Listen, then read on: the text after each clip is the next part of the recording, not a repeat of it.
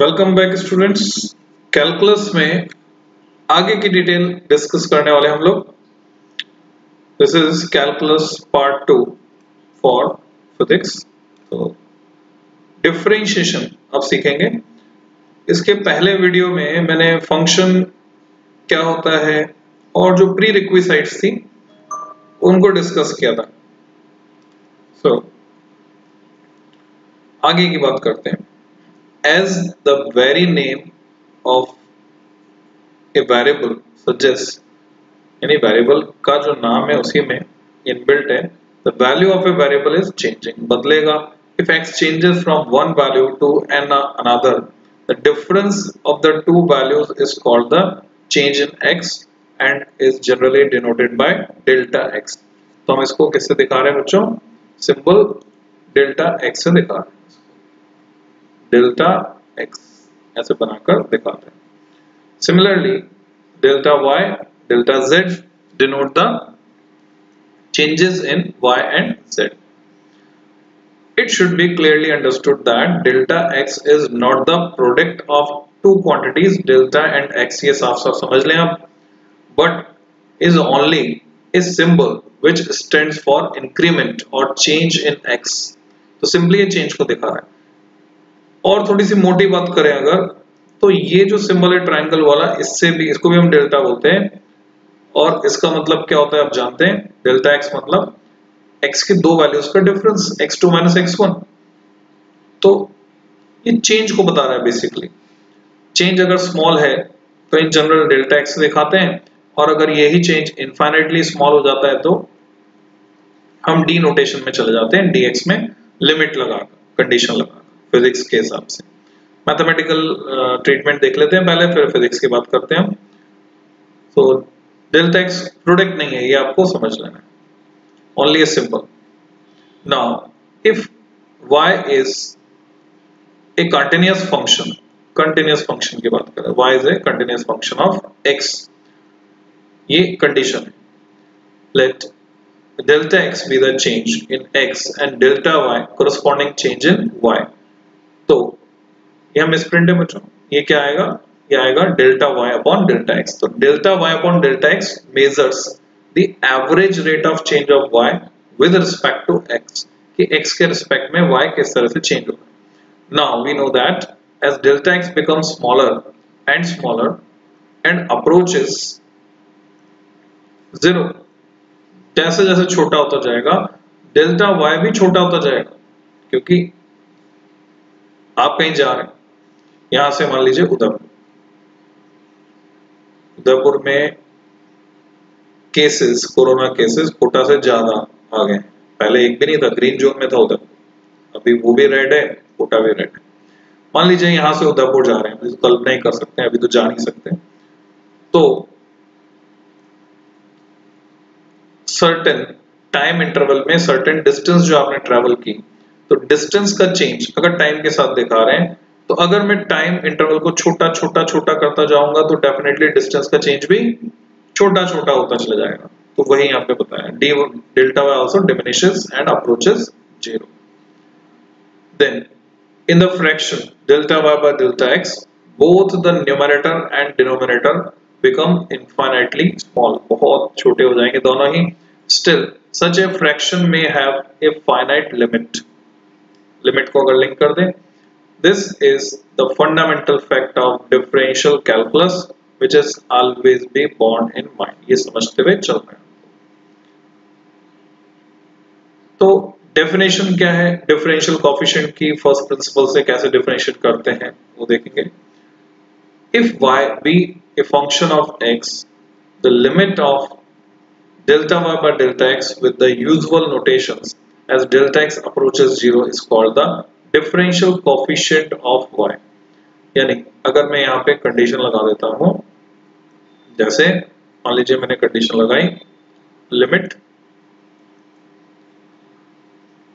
Delta x tends to 0, छोटा होता जा रहा है, और तब मैं अगर लिखता हूं delta y by delta x को लिमिट जो मैंने लिखा है गलत जगह लिखा, लिमिट यहाँ से ऊपर लिखेंगे हम, limit delta x tends to 0 delta y by delta x. तो हम इसको कैसे एक्सप्रेस करेंगे बच्चों, dy बाय dx, ऐसे हम एक्सप्रेस करेंगे इसको। तो ये तरीका है। तो ये नोटेशन हमारे पास आ गया dy बाय dx, ये रिप्रेजेंट करने का तरीका है, differential coefficient of y with respect to x provided this limit exist. Mathematical part आ गया, फिजिक्स में हम चेक नहीं करते, मैथमेटिक्स में चेक करते हैं। इसकी left hand side right hand side दोनों लिमिट एग्जिस्ट करनी चाहिए और सेम होनी चाहिए। The student should clearly note the distinction between delta y upon delta x and dy by dx। इन दोनों में बेसिक डिफरेंस क्या है वो आपको समझ के चलना है। Whereas delta y by delta x is a fraction whose numerator is delta y and denominator is delta x। ये तो एक फ्रैक्शन है, पर जो dy by dx है ये फ्रैक्शन नहीं है, ये पूरी एक सिंगल कंबाइंड क्वांटिटी है whose numerator and denominator are separable। delta y by delta x में separable थे, इसमें separable नहीं है। It denotes a single quantity। It is simply a symbol which stands for limit delta y by delta x as delta x tends to 0, जैसे कि मैंने अभी लिखकर बताया था आपको बोर्ड पर। अल्टरनेटिव फॉर्म ऑफ डेफिनेशन और तरह से हम डिफाइन कर सकते हैं। मान लीजिए fx कोई फंक्शन है x का, और h जो है कुछ बुक्स में h दिखाते हैं, कुछ बुक्स में dx से दिखा सकते हैं। h जो है चेंज है x में, then limit h tends to 0, ये जो चेंज है छोटा होते होते 0 की तरफ जा रहा है, तब मैं अगर इसको लिखता हूं fx plus h minus fx upon h, तो हम इसको बोलेंगे differential coefficient of fx with respect to x। अगर लिमिट एग्जिस्ट कर रही है, कंडीशन वही है, फिर से लिमिट एग्जिस्ट करनी चाहिए। Note, it is to be noted that delta x and h both stand for the same thing, namely the change in x in this volume, यानी इस किताब जिसको मैं रेफरेंस लेके चल रहा हूँ, we have frequently used delta x while some others use h instead। Derivative क्या होता है? The differential coefficient of a function is sometimes called the derivative or derived function, and the process of finding out the differential coefficient is called differentiation। इस पूरे process को हम बोलेंगे, ये mathematical term से सारी, मैं फिजिक्स में आगे समझाऊंगा आपको बोर्ड पे डायरेक्ट, अभी मैथमेटिक्स समझ के चलते हैं इसकी। We are set to differentiate fx with respect to x। तो ये बोलने का तरीका है, fx का मतलब differentiation of function with respect to x। The fundamental problem of differential calculus is the determination of this differential coefficient or derivative for different functions। ये यहाँ represent किया है, x plus h को समझाया, दोनों लिमिट्स एग्जिस्ट करनी चाहिए। Notation पर चलते हैं। The differential coefficient of fx is generally denoted by d by dx of fx or d by dx of fx or dfx or capital dfx। ये अलग अलग तरीके f dash x और f dot x। यहाँ जो दिख रहा है आपको वो क्या है बच्चों, f dot x, ये अलग अलग तरीके। हम जो फॉलो करेंगे फिजिक्स में, हम dy by dx यानी d by dx of y, इसे फॉलो करेंगे, जिसको हम कैसे दिखा सकते हैं, हम y डॉट से दिखा सकते हैं, y डैश से भी दिखा सकते हैं। Process of differentiation from first principles, definition से अगर हम चलें तो डिफरेंशिएट कैसे करते हैं, फर्स्ट प्रिंसिपल से सीखना जरूरी है मैथमेटिक्स वालों के लिए, और बायोलॉजी वाले जो स्टूडेंट हैं वो इसको स्किप कर सकते हैं, पर समझ में बेटर आता है, थोड़ा बहुत डिस्कशन लॉजिकल है, रीजनेबल बनता है, तो थोड़ा बहुत डिस्कशन हम इस पे करेंगे। As has already been pointed out, d by dx does not mean d divided by dx। इसमें से dd काट नहीं सकते हो आप। On the other hand, d by dx is simply a symbol of operation which when applied to any function fx means the performance of the following four operation। Differentiation में हमको क्या करना है, changing x to x plus delta x and getting f of x plus delta x, पहला step. दूसरा step, finding the difference f of x plus delta x and fx, इन दोनों का difference निकालना है। Now dividing this difference bye delta x that is getting, ये निकालना पड़ेगा हमको। एंड लास्टली लिमिट लगा देंगे हम, finding the limit of the ratio, इसकी लिमिट हमें निकालनी होगी जब डेल्टा एक्स 0 की तरफ जा रहा है, छोटा होते होते delta x is approaching towards 0। तो ये 4 स्टेप का प्रोसेस हो गया which are to be almost mechanically followed। जैसे साइकिल चलाते हैं, शुरू में सीखते हैं तब तो एफर्ट करना पड़ता है, जब साइकिल चलाना आ गया आपको एफर्ट नहीं करना, साइकिल अपने आप चलती है, मैकेनिकली फॉलोड। यानी जब इतने सारे सवाल आप कर लोगे तो ये आप देखोगे ऑटोमेटिकली ये प्रोसेस फॉलो होगा। When a function is required to be differentiated by, इसको बोलते हैं AB initio method, that is from the definition of a differential coefficient। Physics में हम क्या करेंगे, फॉर्मूला यूज करेंगे, बाकी इस मेथड से भी हमें समझना है एक बार। It should be clearly understood that in order that a function may possess a differential coefficient at a given point, the function must be continuous, जो कि पहले भी मैंने पॉइंट आउट किया था at that point, तभी निकाल सकते हैं। तो a continuous function may not necessarily have a differential coefficient, तो इस फैक्ट को आप समझ लें। कंटिन्यूअस फंक्शन होगा तो डिफरेंशिएबल होगा, पर ये जरूरी नहीं है। तो कंटिन्यूअस फंक्शन में नॉट नेसेसरीली, जरूरी नहीं है कि कंटिन्यूअस फंक्शन है तो डिफरेंशिएबल होगा ही होगा। नोट ऑन नोटेशन, ये नोटेशन जो एफ डॉट वाला है या वाई डॉट वाला है, ये due to Newton who use the method of fluxions to solve some problems. The notation dy by dx is due to, ये साइंटिस्ट के नाम दिए Leibniz। His notation is better than that of Newton as it suggests the independent variable also। ये दोनों variable हमें दिखाई दे रहे हैं इसमें। Both invented differential calculus independently of each other, दोनों ने अपने अलग अलग, तो ये हिस्ट्री है। तो इससे आगे चलते हैं हम।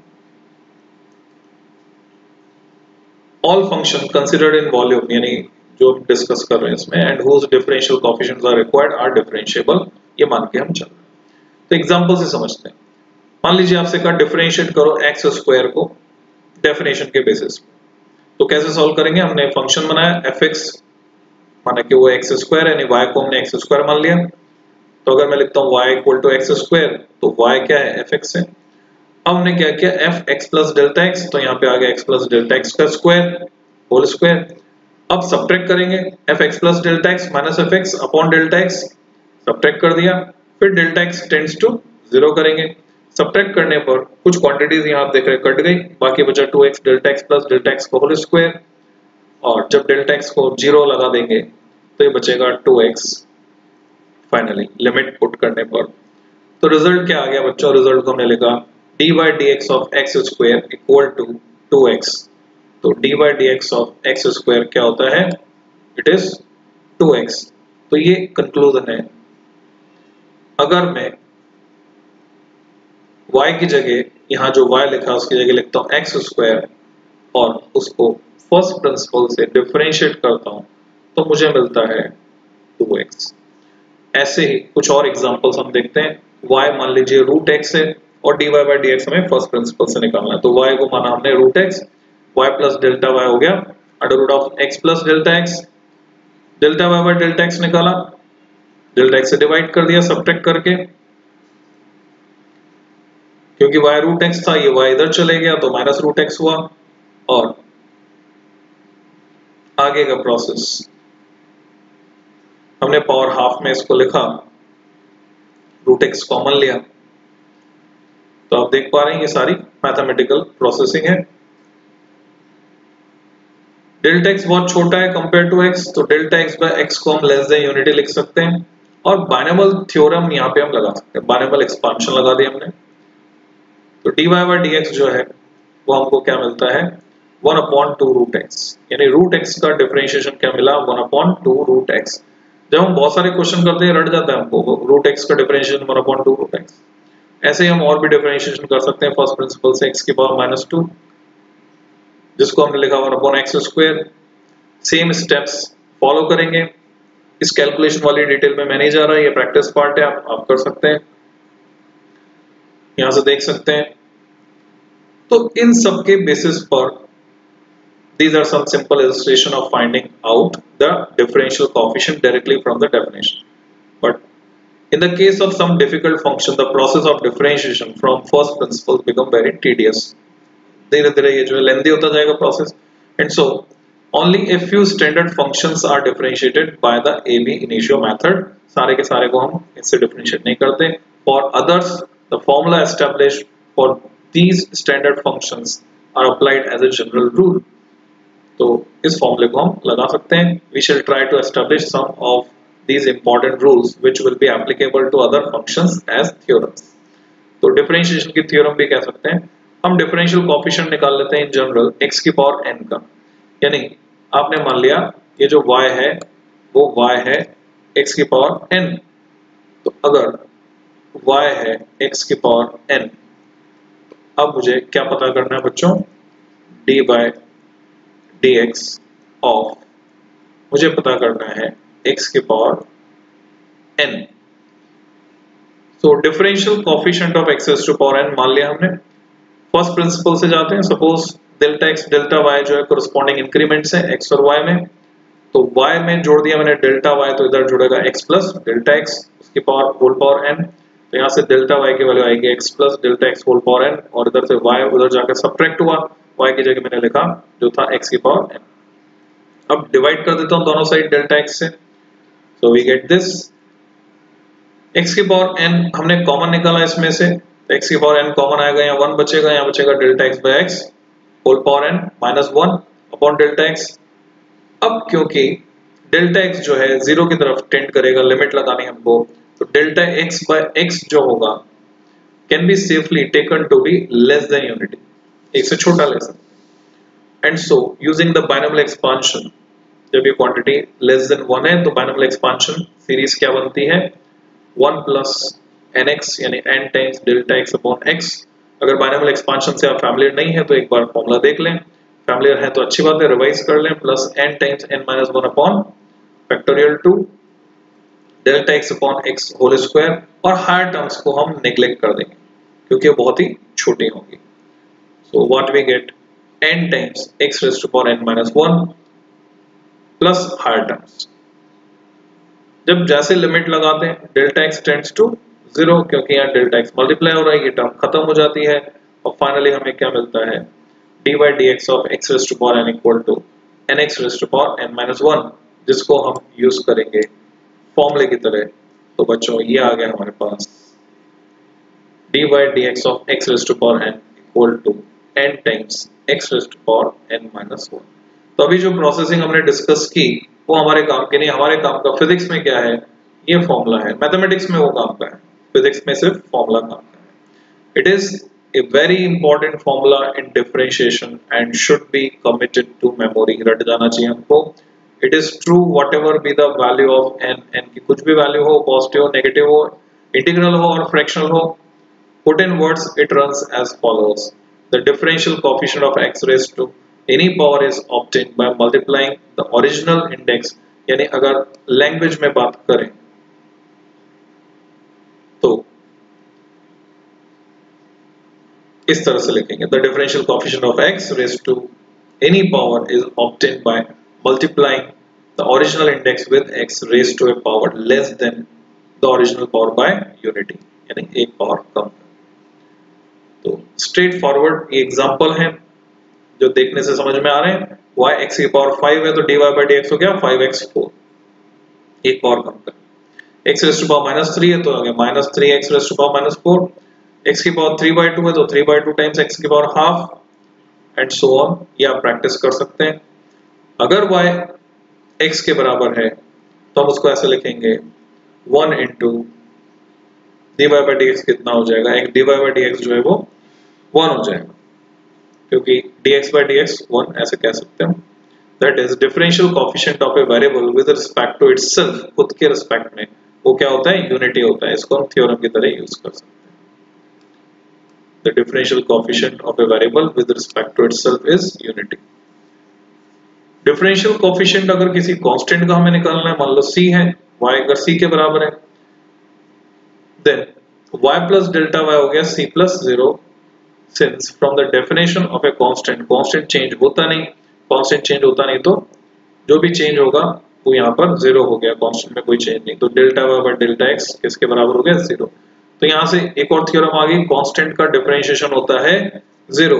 एक तरीका यह है बच्चों, एक और तरीका है, अगर मैं ये फॉर्मूला लगाता हूँ कांस्टेंट के डिफरेंशिएशन के लिए, तो मैंने y को माना है c कांस्टेंट, इट मींस मुझे पता करना है d by dx of c। c को मैं क्या लिख सकता हूँ, x की पावर जीरो जो होती है वो होती है 1, तो मैं इसको लिखता हूँ c times x raise to power zero, ऐसा लिख सकता हूँ c को, क्योंकि 1 से मल्टीप्लाई कर सकते हैं।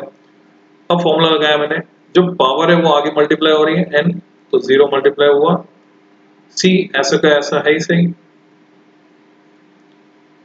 उसमें कोई चेंज हो नहीं रहा है, और बाकी क्या बचा, x की पावर n माइनस 1।